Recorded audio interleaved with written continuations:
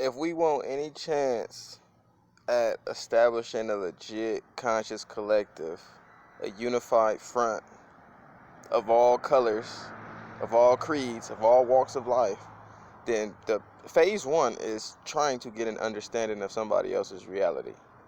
Right now, this is the perfect time for my white folk, my lovely white folks, to try to gauge an understanding of the black plight. You guys are protesting right now. A lot of white folks are protesting about their rights being infringed upon.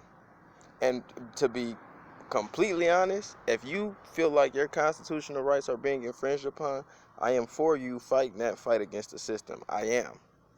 But I can't acknowledge, or I can't disregard the fact that when we do it, you guys do not understand, make us the object of ridicule. This is the same shit I pointed out last week when it came to you guys protesting and black people automatically jumping the gun against your protest.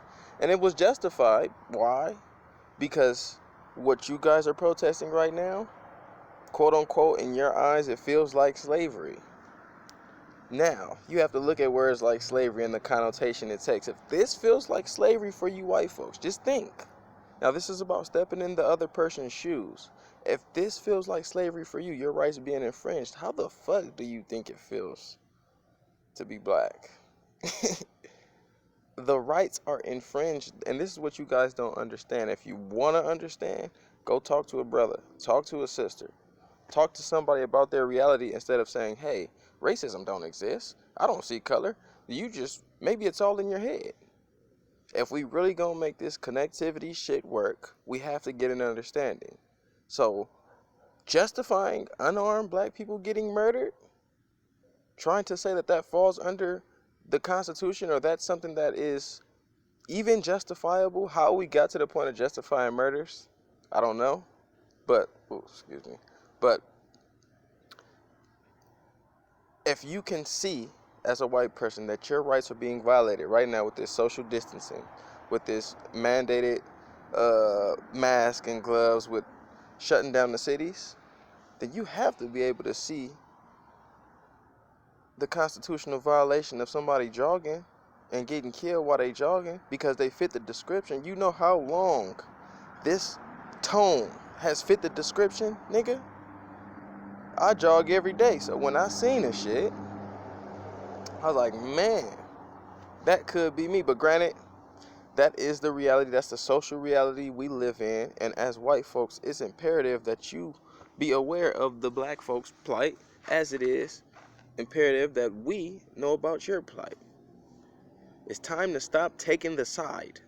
Time to stop taking your side of white whenever you see an unarmed black person get shot and you go justifying it. It's that cut and dry. Taking that side is taking the side of the system that keeps killing us. Just like I'm not going to take the system side when y'all go protest. Granted, y'all ain't protesting for reasons that my people have protested for. We're all the people, but my relative people. We get unarmed, shot in the streets. Our rights, every which way, are being violated. And this is something revealing too about society. White people are not used to their rights being infringed upon like that. So when they stand up for themselves, which is good. They are more used to applying their free will in society. Listen to that. They have not been constructed by rules and regulations like we have, so they move around in society differently with more free will. So when they shit gets infringed upon, when the cops pull them over, it's why the fuck did you pull me over? When they're driving in the streets, it's like, nigga, this is my road. They move around with a more privilege, a more free will.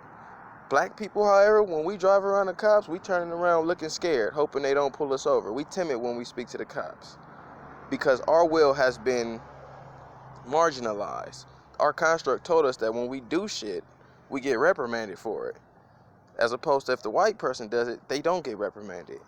So it's just that understanding y'all gotta have, white folks, brown folks, yellow folks, about black folks. F y'all with the collective conscious wave that we're on. The collectivism era is beginning. I can feel it. I can feel the awakening coming.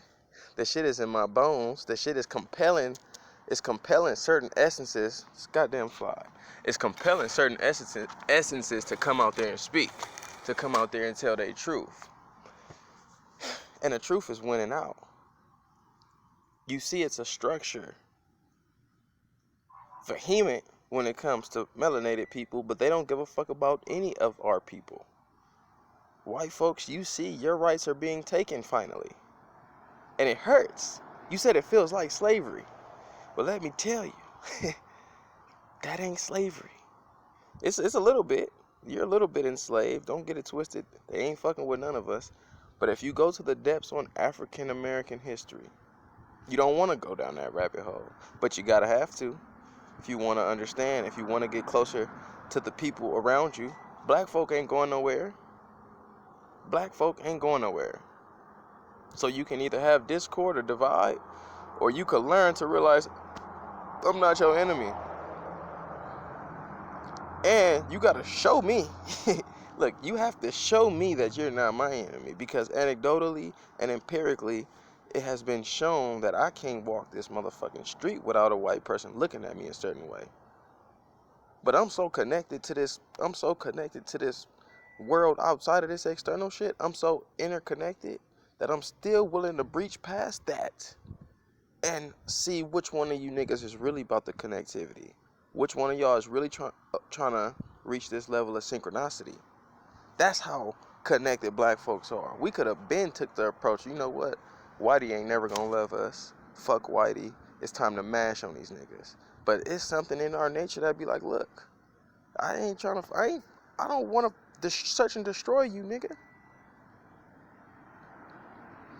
But that's a problem for y'all community to resolve. If y'all hell bent on holding up this white ideology that thinks I'm the enemy,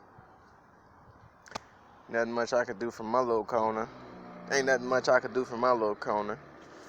But yeah, man, this is just a video, 7 minutes. I want to keep it under 10 for the sake of Instagram. They only got 10-minute cap, but come on, man, just acknowledge perspective. Have an understanding. When black folks protest and you call it ignorant and you call it wilding,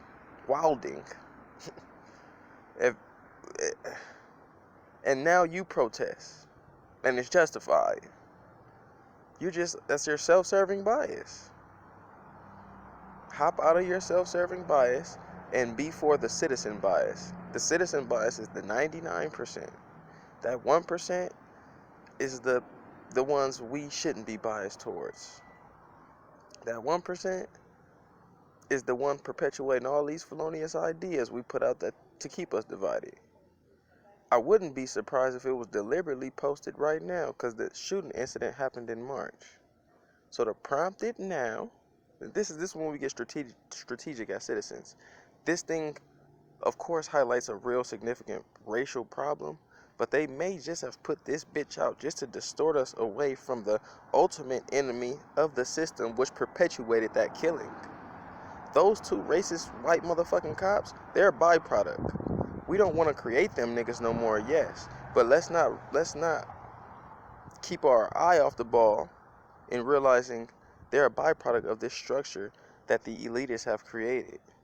We want to weed them out, but in order to do that, we have to attack y'all.